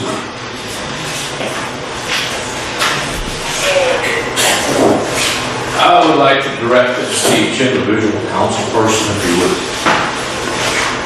if you would, please, and just answer one question for me. I start like with Mr. Uriga. In your neighborhood, do you feel the need to restrict Airbnb rentals? I don't have a B&D in my area. So you think there's a need to restrict it?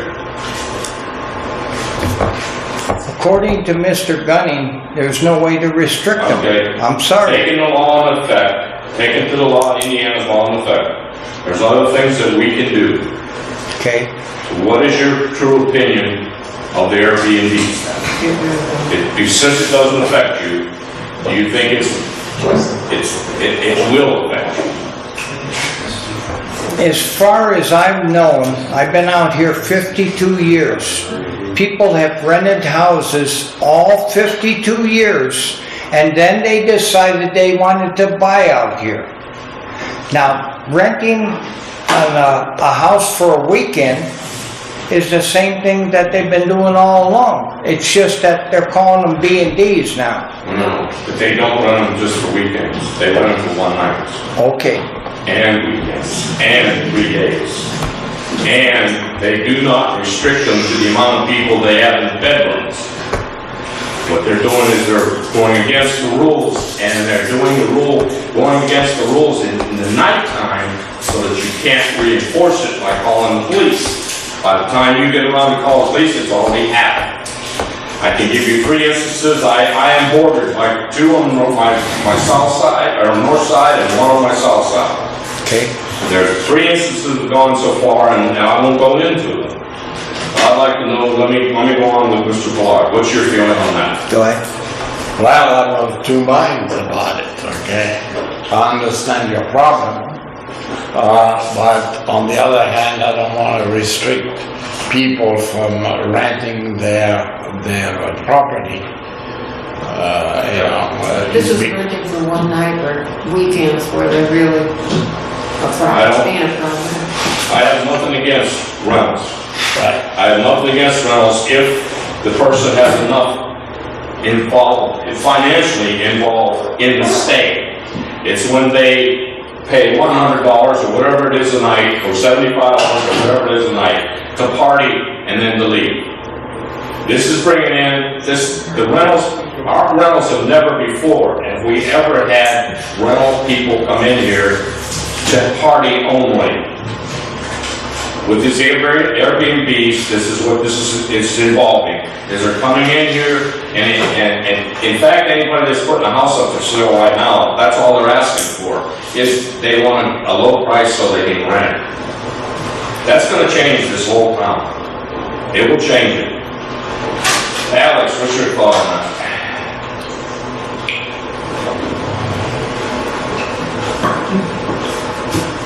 I go along with what Mr. Gunning said. I don't like it, but that's the law, so I don't know if there's any more we can do. Wait a minute. You're saying it's the law.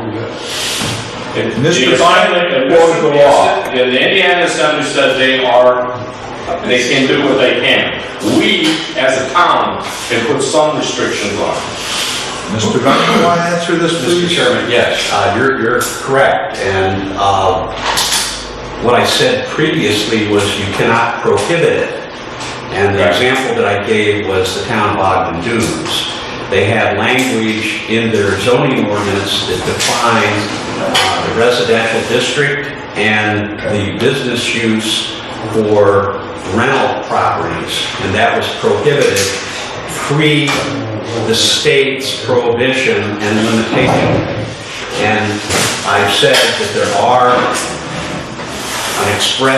a menu of items that can be regulated, but our purpose for doing so must be specific and it must be outlined in the particular ordinance that we were to adopt.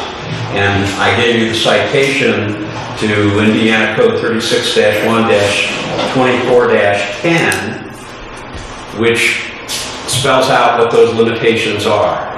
But by the same token, we have the ability to regulate those things.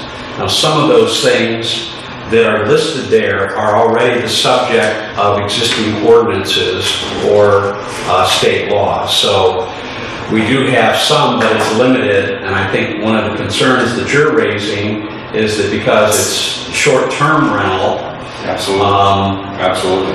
in a past age, we would use the term fly-by-nights, come in, commit nuisances. And the problem is they're instant nuisance, and by the time you would call your police in or whoever you would notify, even if you can't get a hold of the owner at 3 o'clock in the morning, you have to notify them later and say that they have committed a problem. Those people have already gone, paid their money and left, and you cannot stop them from... Is there any health laws that we can use to help regulate this? Well, most of those health laws are not enforceable by a city or a town. Those are enforceable by the county health department. Well, occupancy. You can have X number of people in a given size house. Yes, no, you can designate. They do it in hotel rooms, don't they? Well, that would probably be fire safety, and we could probably... I mean, there are some things we can do. That's what he's asking, I think. Right, and that's what I said. Some kind of regulation do, but we have to spell out exactly what those are. That's what I want. I want the opinion of what everyone's sitting there right now, and I think you're all running for re-election, is that correct? Everybody's sitting there? Yep. Okay.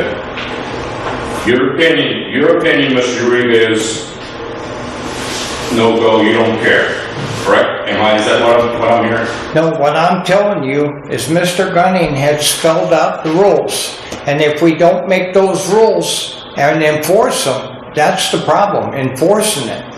No, that's not a problem. Once we got to make the rules first. So, I mean, you can keep pointing at him and saying the Indiana Assembly has stopped this. That's not what he just said. He didn't stop it. So tell me your true feelings on Airbnb. Then we need Mr. Gunning to give us the rule that will enforce it so that we can put it into an ordinance. Okay. But then you have to enforce the ordinance. That's the problem. That's what I'm worried about. It needs to be passed between you guys. Mr. Clark, would you be willing to do that? Sure. Look, if those things cause a nuisance, of course we already have a nuisance ordinance, right? And that could be called on or used for enforcement.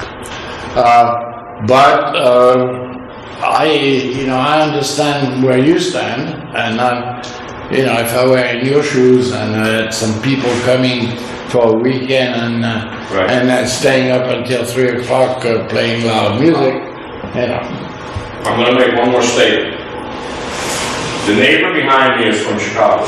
They are now starting that new line from Chicago to here, that new railroad line that you can get from Chicago to here within 45 minutes. He seems to think that will embellish this Airbnb tremendous. Rich, I know your stance, so unless you have something to say. Well, where are you talking about, the South Shore? It's the new line, I think that's the South Shore, yeah, it's gonna be. Putting it double track. Yeah, put it in double tracks, and that's gonna be within, he says within 45 minutes. Yeah, it's not gonna change. And it'll be at least a couple of years. Will it be a couple of Planning years? commission could take it up. Joe, you didn't correctly ask me, but I want to remind everyone that it was at the end of the meeting last month that I specifically said there's got to be things we can do. Make them have to register their houses and stuff like that. And I think I asked Mr. Gunning, because he again did say what we couldn't do in terms of the state law. And to his defense, or in his, not his defense, it doesn't need a defense. It was a year and a half ago that he did bring it to us, saying we need to do something now if we're going to do it, because after, when was it, the first? So how do we get this started, guys? How do we start something here? Mr. President, I want to give a clarification. We would not be allowed to register for register's sake, but there is a provision that would allow us to require a registration for the exclusive purpose of providing us with an emergency contact for the short-term rental. So the law is pretty specific in that regard, but the other categories are... But technically, should they be paying taxes to the county in that, because they're making a profit? It's like a business. No, that's what we cannot regulate. I talked to the assessor 2 months ago. They're not taxing the seasonal renters. The long-term renters, they tax. But we can't do that this time. No, we're not allowed to do that, no. That's the Department of Revenue by the state of Indiana. So... But if we make a registry, and they're doing this, we could turn that list over. No, we could only charge, well, yeah, we could do that. We could theoretically help the state with enforcement. I do not know if they have to pay the hotel motel tax. They're supposed to. Okay. But that's not the assessor's I job. think it depends on the amount of rental. But that's... When they go through these agencies, I'm sure that... Yeah, the agencies pay that, but they don't pay what they would, like in Michigan, they have an actual fee. Every night that they stay, it's charged extra. We don't do that here. So you propose we look at what Michigan is doing? No, we wouldn't be able to do that. Right. That's governed exclusively by the State Department of Revenue. Right. And that's outside of our scope of home. I think we should try to limit the amount of days of stay. I don't know how we're gonna do it, but that to me would be the answer. I don't think we need 1 night, 2 night stays. When I moved out here, there was a residential area and there was a commercial zone. Still is. Okay? Now, for some reason, businesses have creeped into all the houses, Right. and so you've lost control of it. Okay. Like I say, when I moved out here, there was residential only and commercial zone. But we also have rentals. And I'm so- not against rentals. So it's all gone this way, and now it's gotten out of hand. And it isn't gonna be easy to reel anything in now. We have to try. We can try. We have to try. This is That's gonna what we spread. can try to This is do. gonna spread as fast as it can. When these houses go up for sale, that's what they're gonna do. They're gonna buy them for rentals. Yeah. And the whole residential. Can I make a comment? Go ahead. Personal comment? I had someone, professional people, that wanted to buy along the lake here. They said wherever they check, some of these houses are sold to LLCs, you know what LLC is? Limited liability corporations, just to rent them, and they're not able to find a house, and they've been looking for months. Exactly. And that's what's happening. They're getting the LLCs, they're running a business out of that, and like I said, it's stopping someone who really wants to be a full-time resident here. Yes. These Airbnb is supposedly, if you read about it, it's all over the country. Yes, it And is. it's become a very, very profitable situation. They have a lot of money and they have a lot of money for lobbyists, just like the lawyer said, that they got in Indiana Assembly. We have to come up with something to stop us that is in our DNA or whatever you want to say about this town. That's what we have to get together and say, hey, we have this little portion of the country and this is what we want to guard against. And if we don't do it, we're going to be in really bad trouble. Because everything that comes up that's reasonable, like you said, they're buying it up. Well, in our code, if I remember correctly, when I read it, there are certain professions that are allowed. okay? In- Renting someone, that's fine, let them rent them. No, but I don't think renting is, renting for a weekend is included. You know, for example, a profession that is allowed is keeping children, young children, doing some professional, let's say, Right, typing or artistic stuff. I was on the planning commission, we had that, yes. Yeah, and, you know, basically what's permitted stays inside the house, so to speak. Exactly. Yeah. But if there is a problem with this If we don't business, stop it now, it's gonna get very, very, very contagious. Okay. One last thing, and it was commented by, I believe, Mr. Eureka and Mr. Clark. The atypical issue a major issue we have in this town is we don't really enforce things very well. So I am urging the board that will be elected for next year that the number one priority needs to be to find an enforcement officer, preferably somebody who lives in town, and give these people the power so that that's somebody you could call rather than the police. Yeah, that would be that, yes, any time of the night or day, that would be the So whole thing. whoever gets elected for this next one, I urge those 5 people to make that an urgency. Well, it won't be urgent because you have to change our code. Our code has the building commissioner's law or ordinance enforcement. For some things, not all. Or a lot of them. Okay, any other public comment? Council comments? I have one. Good. I'll bring this to your attention again, it's getting later in the year and our refuse contract needs to be discussed and dealt with. I think we should pursue this now. What we have to say, if we wait too long, they're gonna dictate the terms to us. We still have some say in what we pay or whatever. I recommend we start the process, advertising, and get moving on this before it's too late. I agree with you. All right. Can we do that? Mr. Dunning, you said that we could only, what is the word,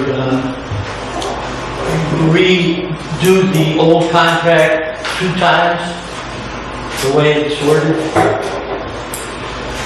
think the statute is worded to the effect that you can't go beyond the original term of the original contract being extended more than a year. So that's a 3-year time period. So you got 1 more year, though. Well, the existing contract, we're talking about garbage and refuse, right? Yeah. The existing contract expires on March 31st. Because of our meeting schedule, having the second Tuesday of each month, that would be, we would want to have bids, have examined bids It's not my question. for that last meeting. We have asked them to just extend the same cost and nothing else changes. Right. And you're saying it can only be the length of our contract. You can only extend the existing contract for no more than a period of 3 years at a time is the way I'll describe it. Okay? So I think one time they did it for 1 year and then they went back to 3 years. And I think that brings us to today. Oh, we only did it 1 year at a time. Right, we had 2 years, we did it 1 at a time. The last 2 years. So technically, if, I use that word again. Oh, okay. If you're right, then we have another year, we can try to do that, yeah. We can't extend it beyond the 3-year life. And I interpret it as being 3 years at a time. So if you can get 3 years, we can go another 3 years. If they only come back and say we'll only do a year, and the council wants to accept that, then we do a year. Or if they come back and say 2 years. But that's what we've done the last 2 years, is 1 year. 1 year extension. We did that twice. Now, are you saying we can do that indefinitely? I think if it's the exact same contract, yes, but only no longer than a 3-year period. It has to mirror that original contract. That original contract that has been extended a couple of times was a 3-year contract, so that's the extent of it. So what if we call them and ask them? You extended another year, same terms? That's what Rich did. Have you done that? No, I haven't done it. Not this one, but he's done it for the other. I've done it the last 2 years. Can we do that? Oh, sure, you can do that, or you can, if you do bids, I think we need a 2-month period. One to get the legal ad, the bid specifications in line, and then you have to have lead time for the newspaper. So if you make I'm a satisfied with this motion, company. I got no objection to this company. They're willing to do it. That's all right for me. Okay. We need to move on it, You Troy. want to make a Now, motion? Let me call this guy again. Rich, what's his name? The guy at Republic? is it Mitros? Yeah. James. Me too. I got his number at home, and I can call him, and are you saying ask for a 3-year extension? I think you did that first time. I might. And they came back with 1 year. So ask for 3, and if they can. Sure. Or can we do 3? Yes, I believe that you can do 3, yes. And My then prior opinion, so I'll stick I'll with get that. back to Joan if the answer is yes. Everybody okay with that? You want a motion to make it legal for you to do that? I would prefer a motion so that you have a record. Need a motion. I'll make the motion. Okay, second. Yeah. John, you gonna second it? Yeah, Okay. All in favor? Aye. Okay. You got a green light, Rich. we got a comment. He didn't get back to me right away last time. He had to go through his bosses, but it was pretty good. Any other council comments? I have one more. Several months ago, I asked you for information concerning the water department in Michiana, the BZA, and information on the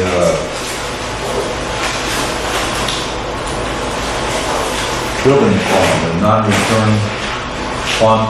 You've got that. I laid it all out to you, and it's laid out in 2 different sections. One lists everything that was charged, and it listed all the income, and it gave you a balance of what was left. The income minus the charges. The charges. And then I did it with just the summary of those. You got that. What about the water department information? I don't remember anything about the water department. I asked you, Did I you put it in believe, writing? yes, and I'll find the letter. I believe it was in April. Good. Bring it in, because I don't know what you want to talk about water department. We have a possible pending case with them over money. And you were supposed to peruse the files. I'm sorry, I thought you were talking about prison. You didn't make yourself clear. You're talking about the contract we originally had with Village of Michiana, Michigan. That's right. We were not able to find very much more information. Went through a drawer, huge drawer, not a file drawer, it's one of those lateral files, and to not find any information. The only thing that's left, and I've not had time to do it, and that is going through the old books, that financial records that was kept by Steve. And those are all in books. There's no way of doing it fast. Okay, Mr. Gunning, you said we had an alternative way of finding out this information if we were unable to find our own. I recall saying that. The records in Michigan, you said there's records somewhere. No, Mr. Iverson, who attended a meeting, indicated that he thought that information should be available through the internet. You know, The prior checks that we had indicated that they did not have that time period where the alleged thefts occurred. And so we were trying to calculate what monies each year might be due us, but we have a gap in those years, and the ones preceding,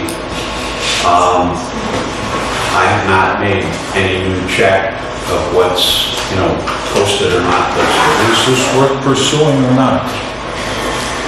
I don't know. Oh, yes, I think we're obligated to pursue it. Well, we're not moving on it then. That's my point. What are we gonna do? Well, I'll let the clerk treasurer continue in her efforts, and I guess I'll work on a new effort to go back with what's posted to public records in the state of Michigan. All right, my turn. We have here a list of candidates for the council at large. There are two names there I've never heard of. Anybody knows who Michael Martinez is? Yeah, You do? he lives at the end of Oakdale and Greenwald. That new house. Remember he came in and he wanted to get the road off his piece of property that he was buying and put the house on by the the road that used to. Oh, yeah, okay. What about Mike Lancioni? He lives at the other end. He's at Greenwald and Brookside. And new house. So those are new people, basically. Correct. No? Yeah, they lived here over a year, both of them. All right, fine. So now I know who they are, so to speak. Anything else? I move we adjourn. Second, Alex? All in favor? Aye. We're adjourned.